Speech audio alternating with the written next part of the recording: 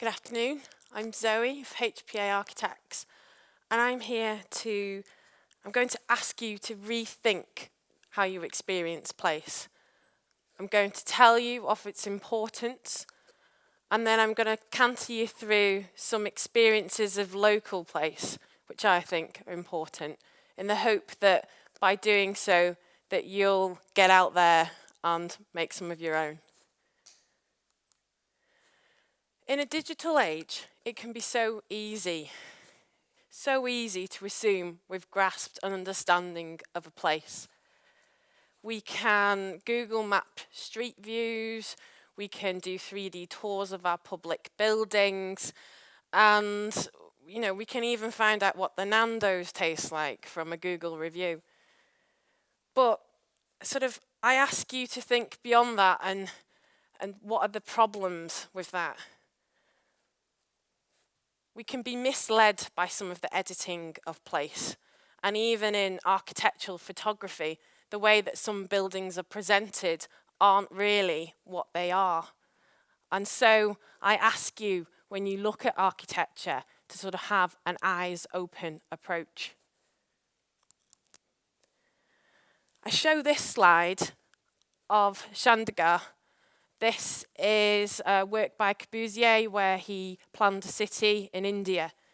And until I'd been to this place, I never really understood his work and what the hype was all about. I had to take in the setting and really understand the cultural references. And when I took this photo behind me, there were women singing and in these most beautiful saris. But it's hard to explain that in architectural photography and drawings, and I'd almost become over familiar with some of his drawings, and I was missing out on the essence and experience and atmosphere of the place. The definition of place itself is this multifaceted, difficult thing to establish, really. And as an architect, we must look beyond the physical of what the building is. It mustn't be the only tool that you design with.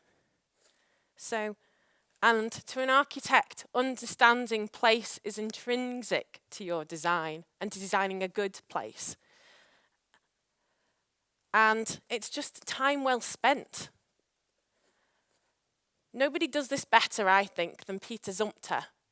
And in his book, Atmospheres, he explains that the architecture of place is the experience of not thinking about it. He uses this term, I think I've put it, essential qualities, and that can be seen in so much of his works. We can have such a globalized national, international view of the world, but I urge you that we mustn't, as architects, have this view to when we approach a place. We've got to understand the importance of it and get underneath the root of it. And this is a painting by George Shaw, which is of new houses, and he's done a whole series of these, and they capture the specific of a place, but then also say the lack of placelessness with it. This painting could be anywhere in the country, and it's so familiar to us. The call to architects to understand a place, and I think we touched on it in some of the lectures this morning, has never been more important. The government literature is littered with this call to architects to be placemakers. And what does that mean? The understanding of place is key to our regeneration. And it's shown by, one of the practical ways that they're trying to think of doing this is the start-up of these heritage action zones in some of our most interesting towns and cities across the country, where the government's giving money to try and kickstart our reuse or our refurbishment of some of the more established places of heritage. And this one is in the city centre of Lancaster. This is the Grand Theatre. They're trying to use this project as a kickstart to getting the canal quarter back up and running. So they're using it's a tool of regeneration. They think this building will help in, be a renaissance of this place. And again, this is a scheme that my practice was involved with, which is a collection of business owners that wanted to bring people back to the city centre and back to place. And they were trying to think how we get people back to the high street. And so we worked with them to get the relevant permissions to put this ice rink. It seems simple, seems easy, but it was no mean feat. And by understanding place, as I think we touched on again this morning, it'll lead to preventing flooding. And these are some of the photos that I'd taken at the Lancaster Floods. And I think if the designers of some of the recent developments had considered the topography and some of the context of Lancaster, that perhaps some of these floods may not have occurred. Did they get to know the place? The creation of places is our legacy. And I do wonder sometimes what future generations of architects or future generations of people will wonder what we did about this mass housing if we keep repeating this. What's the genius loci of this type of place, spirit of the place? So, what of this place, Lancaster? It's a historic city of stone, coast and countryside.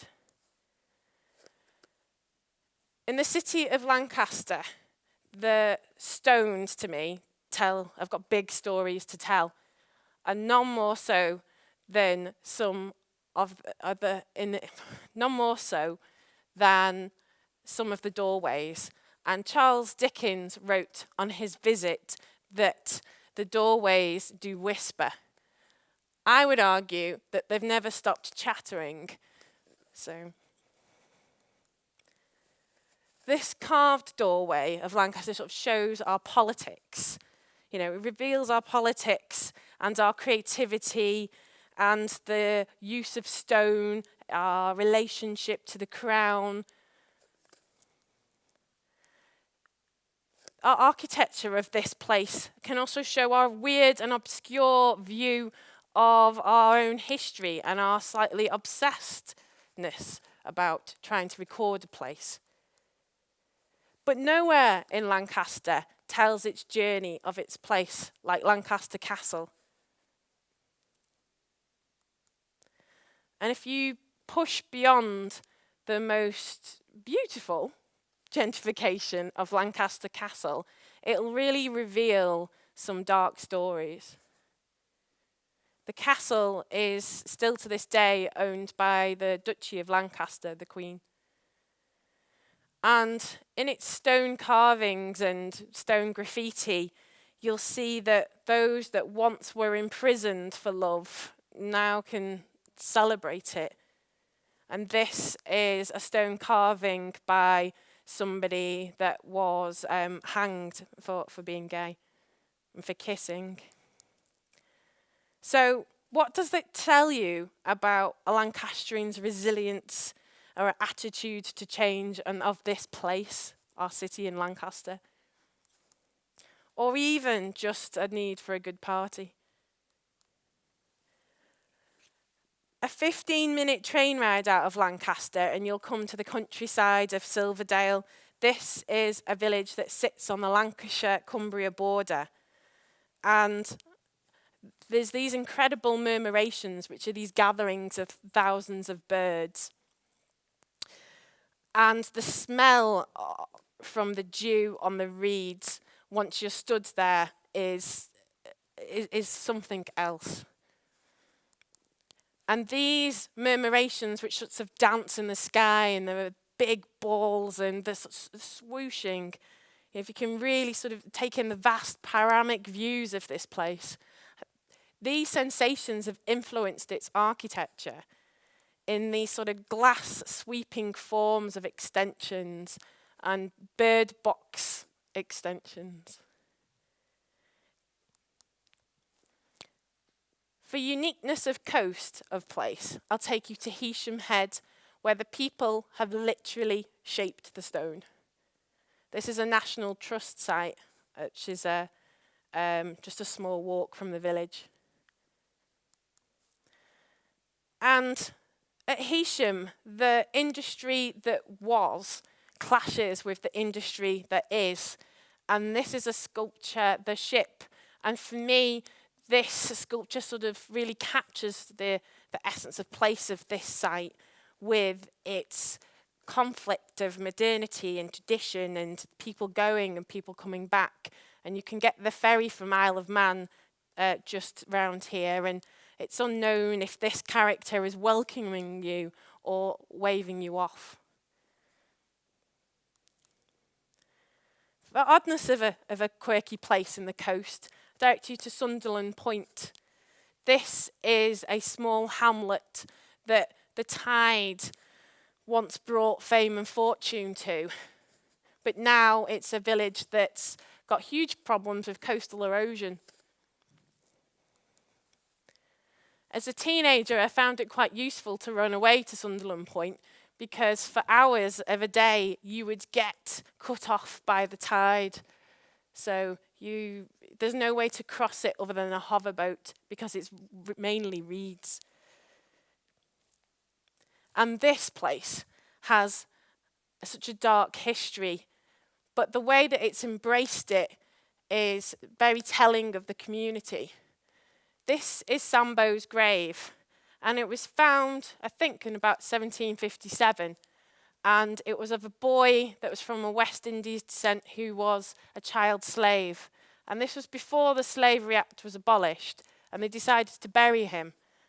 And ever since, even to this day, as you can see on the photo, people come and drop off stones and paint stones for Sambo, and lots of primary schools go to visit and pay respects to Sambo, this little known boy. What does that say about a community and about a place? The wildness and isolation of Sunderland Point is worth going to see. And I really like the works that have done by Chris Jury, who is a land artist. And he, for me, really summarises the atmosphere of place in his works. This is a sort of a shelter almost, or an oratory. And to get to Sunderland Point, it is almost like a pilgrimage. And so this stone sculpture is a sort of a go-between. And the dry stone wall construction of it, for me, has echoes of Sambo's grave and those pebbles that continuously get put on it.